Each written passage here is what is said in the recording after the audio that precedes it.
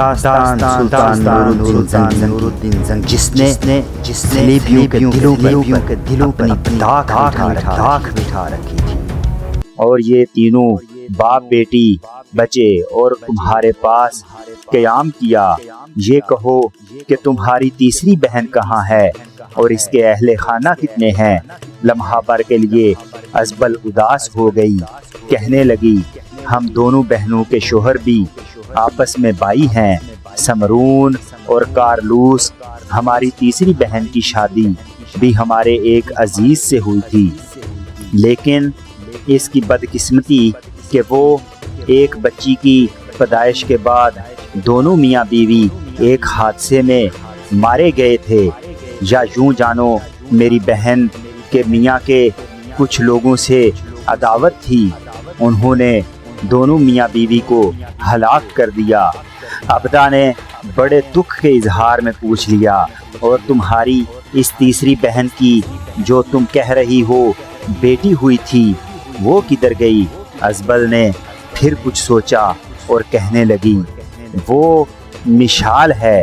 اس انکشاف پر سب چونکے۔ پھر ازبل نے کسی قدر حیرت کا اظہار کرتے ہوئے پوچھ لیا، تو کیا تمہارا مطلب ہے کہ مرسینہ اور مشال دونوں سگی بہنیں نہیں؟ ازبل نے نفی میں سر ہلایا اور کہنے لگی دونوں ایک دوسرے کو سگی بہنیں ہی سمجھتی ہیں، لیکن حقیقت میں سگی بہنیں نہیں۔ جس طرح جمارہ ان دونوں کی خالہ زاد ہے، اسی طرح مرسینہ اور جمارہ کی مشال بھی خالہ زاد ہے، چونکہ بچپن ہی میں جب وہ بہت چھوٹی سی تھی تو اس کے ماں باپ مر چکے تھے۔ میری بہن اور کارلوس نے اس کی پرورش کی، جب یہ بڑی ہوئی تو مرسینہ نے اسے سنبھال لیا۔ یوں جانو اس کی دیکھ بھال، اس کی پرورش کرنے والی مرسینہ ہے، اور وہ جنون کی حد تک اس سے پیار اور محبت کرتی ہے۔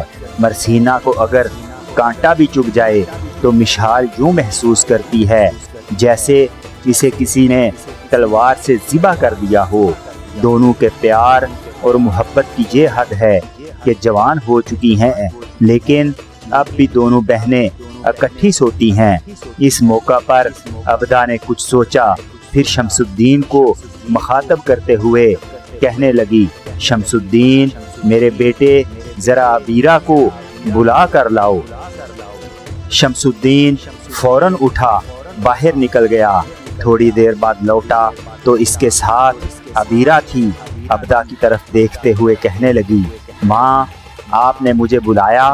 عبدہ نے بڑے پیار سے عبیرہ کو مخاطب کیا، میری بچی ازبل سفر سے آئی ہے، تھکی ہاری ہے، اسے اپنے ساتھ لے جاؤ اور اس کا منہ ہاتھ دھلواؤ، پھر کھانا تیار ہو جائے گا اور ہم اکٹھے بیٹھ کر کھانا کھاتے ہیں۔ ازبل چپ چاپ اٹھ کھڑی ہوئی اور عبیرہ کے ساتھ چلی گئی۔ مجدد الدین نے اس موقع کو غنیمت جانا، اور جب ازبل اور عبیرہ اس کمرے سے نکل گئیں تب وہ اپنی ماں کو مخاطب کرتے ہوئے کہنے لگا اماں، جبکہ ازبل، مرسینہ، جمارہ اور مشال یہاں نہیں ہیں، آپ ہیں، پھوپھی ہیں، شمس الدین اور خطلق ہیں۔ اگر میں آپ اور پھوپھی کے ساتھ ایک انتہائی اہم موضوع پر بات کرنا چاہتا ہوں۔ پہلے دونوں بھائیوں سے مشورہ کر چکا ہوں اور انہوں نے میری تجویز پر اتفاق کیا ہے۔ ماں، معاملہ کچھ یوں ہے کہ سمرون اور کارلوس اپنی بیٹیوں اور ازبل کے ساتھ سب کچھ وہاں بیچ باچ کر یہاں رہنا چاہتے ہیں۔ یہ میں پہلے بھی آپ کو بتا چکا ہوں، اور یہاں کوئی مکان خریدنا چاہتے ہیں۔ مجھے کہا ہے کہ کوئی مکان ان کی آمد سے پہلے تلاش کر کے رکھوں، لیکن ماں، ہم تینوں بھائیوں نے مشورہ کیا ہے کہ ہمارے پاس اتنا وسیع احاطہ ہے، اسے اپنے بڑے وسیع احاطے میں اگر ہم تیسرا مکان بنا لیں تو ماں، میرے خیال میں ہمارے اتنے بڑے احاطے میں کوئی فرق تو نہیں پڑے گا، لیکن ماں، یہ سب کچھ تمہاری اور پھوپھی کے اجازت کے بنا نہیں ہو سکتا۔ مجدد الدین جب خاموش ہوا تو اس کی پھوپھی زہران نے مسکراتے ہوئے اس کی طرف دیکھا، تاہم عبدہ تھوڑی دیر تیز نگاہوں سے اسے گھورتی رہی اور کہنے لگی، مجدد الدین لگتا ہے تم کچھ تبدیل ہوتے جا رہے ہو۔ بیٹے ذرا اپنے ماضی پر نگاہ دوڑاؤ، تم نے کوئی کام کرنے کا ارادہ کیا ہو تو اس نے یا تمہاری پھوپھی نے انکار کیا ہو، پھر آج تم نے یہ ہم سے پوچھ کر کوئی قدم اٹھانے کا کیسے سوچ لیا؟ بیٹے میں جانتی ہوں تم کوئی غلط قدم نہیں اٹھاؤ گے۔ اگر تم نے ان کے لیے اپنے احاطے میں مکان بنوانا چاہتے ہو تو بیٹے مجھے اور تمہاری پھوپھی کو کیا اعتراض ہو سکتا ہے، بلکہ ہم دونوں خوش ہوں گی کہ وہ بھی ہمارے قریب رہیں گے، بلکہ ہمارے درمیان رہیں گے۔ مجدد الدین بڑے پیارے انداز میں اپنا سر عبدہ کے کندھے پر رکھ دیا، پھر کہنے لگا، نہیں ماں، معاملہ ایسا تھا کہ اس سلسلے میں مجھے تمہاری اور پھوپھی کی اجازت کی ضرورت محسوس ہوئی، سو میں نے مانگی۔ میں آپ دونوں کا شکر گزار ہوں کہ آپ دونوں ہم تینوں بھائیوں کی تجویز پر اتفاق کر رہی ہیں۔ مجدد الدین کی اس گفتگو پر عبدہ کچھ کہنا چاہتی تھی کہ شمس الدین بول اٹھا، ماں اس موقع پر میں بھی کچھ کہنا چاہتا ہوں۔ عبدہ کی بجائے اس کی پھوپھی زہران بول پڑی، تم بھی کہہ لو بیٹے، کیا کہنا چاہتے ہو؟ ہم تو تم سب کی باتیں سن سن کر جی رہے ہیں۔ اس پر شمس الدین مسکراتے ہوئے بول پڑا، ماں اور پھوپھی دونوں یہ بتاؤ کہ یہ مرسینہ اور جمارہ آپ کو کیسی لگی ہیں؟ شمس الدین کے اس سوال پر زہران اور عبدہ کھلکھلا کر ہنس دی تھیں، پھر بے پناہ خوشی کا اظہار کرتے ہوئے عبدہ کہنے لگی، ان دونوں کا جو نین نقشہ میں نے اپنے ذہن میں بنا رکھا تھا، خدا کی قسم اس سے کہیں زیادہ خوبصورت اور پرکشش نکلی ہیں۔ میں انتہا درجہ کی خوش قسمت ہوں کہ مجھے ایسی بیٹیاں نصیب ہو رہی ہیں۔ عبدہ جب خاموش ہوئی تو مجدد الدین شمس الدین اور حتلق کو مسکراتے ہوئے کہنے لگا، میں آج رات تم دونوں بھائیوں کو ایک نقشہ بنا دوں گا جس کے مطابق مکان کی تعمیر کرنا ہے۔ کل صبح سے تم دونوں بھائی حرکت میں آؤ گے، پہلے مزدوروں کو لگاؤ کہ 2-3 مین بنیادوں کی کھدائی کروا لو، اس کے بعد اکٹھے 4-5 معمار اور راج لگا کر جس قدر جلد ممکن ہو مکان کی تعمیر مکمل کر لینا۔ اگر اس دوران سلطان نے کسی مہم پر نہ نکلے تو میں اپنی موجودگی میں سارا کام مکمل کر لوں گا، اور اگر لشکر نے کسی مہم پر کوچ کیا تو حتلق لشکر میں شامل ہوگا۔ شمس الدین تم یہیں رہو گے، تمہارے متعلق میں سلطان کو مطمئن کر دوں گا۔ مجدد الدین کی اس گفتگو کے بعد شمس الدین اور حتلق نے اسبات میں سر ہلا دیے۔ اس موقع پر عبدہ اٹھی کھڑی ہوئی اور کہنے لگی، میں دیکھوں لڑکیاں مطبخ میں کیا کر رہی ہیں۔ اس کے ساتھ ہی زہران بھی اٹھ گئی، دونوں باہر نکل گئی تھیں۔ جب وہ دونوں مطبخ میں داخل ہوئیں تو انہوں نے دیکھا کہ مرسینہ، عبیرہ، جمارہ، مشال چاروں کام میں مصروف ہیں، ازبل بھی وہیں تھی۔ عبدہ آگے بڑھی اور انہیں مخاطب کر کے کہنے لگی، بچیوں کوئی کام ہمارے لیے ہے تو بتاؤ۔ اس پر سب چونک سی پڑی۔ سب سے پہلے مرسینہ عبدہ اور زہران کے قریب آئی اور بڑے پیار اور بڑی ارادت مندی سے ان دونوں کو مخاطب کرتے ہوئے کہنے لگی، ہم جب چاروں لگی ہوئی ہیں تو آپ کو زحمت کرنے کی کیا ضرورت ہے؟ عبدہ نے بڑے پیار اور شفقت سے مرسینہ کے سر پر ہاتھ رکھا اور کہنے لگی، میری بیٹی سدا خوش رہو۔ ایک بات یاد رکھنا، میرے جس بیٹے کا تم نے انتخاب کیا ہے وہ تمہیں خوش اور آسودہ رکھے گا۔ مرسینہ مسکرا کر کہنے لگی، اگر آپ برا نہ مانیں تو آج کے بعد میں آپ دونوں کو ماں کہہ کر مخاطب کر لیا کروں، اس لیے کہ میری اور مشال دونوں کی ماں مر چکی ہے، اب آپ ہی ہماری مائیں ہیں۔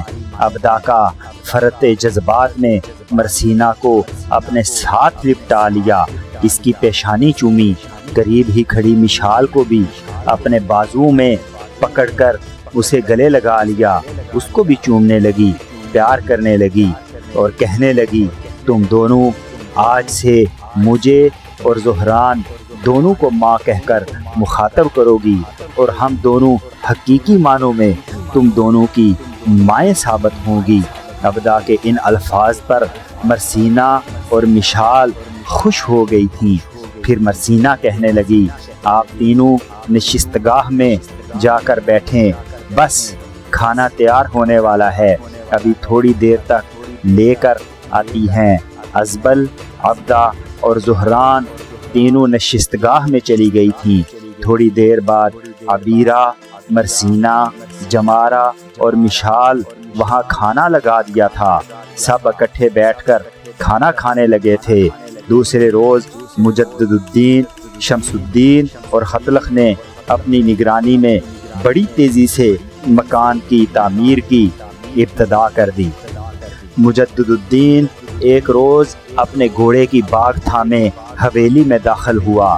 اس وقت دائیں جانب جو نیا مکان تعمیر ہو رہا تھا، اس کی نگرانی شمس الدین اور خطلخ دونوں کر رہے تھے۔ جو ہی انہوں نے مجدد الدین کو حویلی میں داخل ہوتے ہوئے دیکھا، اس کی طرف بڑھے، صحن کے وسط میں آ کر مجدد الدین رک گیا۔ وہ دونوں جب قریب آئے تو مجدد الدین نے ان دونوں کو مخاطب کیا، دیکھو میں تھوڑی دیر تک لشکر کے ساتھ کوچ کر رہا ہوں، شمس الدین میرے بھائی تم یہیں رہو گے، خطلخ میرے ساتھ جائے گا۔ اس پر شمس الدین فوراً بول پڑا، بھائی مکان کی تعمیر کا کام تو تقریباً ختم ہو ہی چکا ہے، چھت پڑ چکی ہے، کیا میں بھی؟ مجدد الدین نے اس کی بات کاٹ دی، کہنے لگا، میں نے کہا تھا نا کہ تم گھر پر رہو گے، سلطان سے میں نے کہہ دیا ہے کہ میرے ساتھ خطلخ جائے گا، مکان کا ابھی بہت کام ہے، اسی طرح فرش کچے کے کچے ہیں، یہ سارا کام تمہاری نگرانی میں ہونا چاہیے۔ پھر کسی ارادت مندی کی طرح آگے بڑھ کر شمس الدین نے مجدد الدین سے اس کے گھوڑے کی باگ لے لی اور اسے استبل کی طرف لے کر چلا گیا تھا۔ مجدد الدین اور خطلخ دونوں وہاں کھڑے رہے۔ جب وہ گھوڑے کو باندھ کر آیا تب تینوں سکونتی حصے میں داخل ہوئے۔ اس وقت سب لوگ نشستگاہ میں بیٹھے تھے، وہ تینوں بھی نشستگاہ میں داخل ہوئے۔ پھر مجدد الدین نے اپنی ماں کو مخاطب کرتے ہوئے کہنا شروع کیا، مادر محترم میں تھوڑی دیر تک یہاں سے کوچ کروں گا، شمس الدین یہیں آپ کے پاس رہے گا، خطلخ میرے ساتھ جائے گا۔ مجدد الدین کے ان الفاظ پر سب سے زیادہ پریشان اور فکر مند مرسینہ ہوئی تھی۔ دوسرے لوگ بھی عجیب سے انداز میں اس کی طرف دیکھ رہے تھے، یہاں تک کہ ابدا بول پڑی، بیٹے اب کون سی مہم آن پڑی ہے؟ اس پر مجدد الدین بول اٹھا، ماں جو سلیم کا خاتمہ تو کر دیا گیا ہے، لیکن ابھی بھی بے شمار قوتیں ہیں جو سلطان اور مسلمانوں کے خلاف سر اٹھا رہی ہیں۔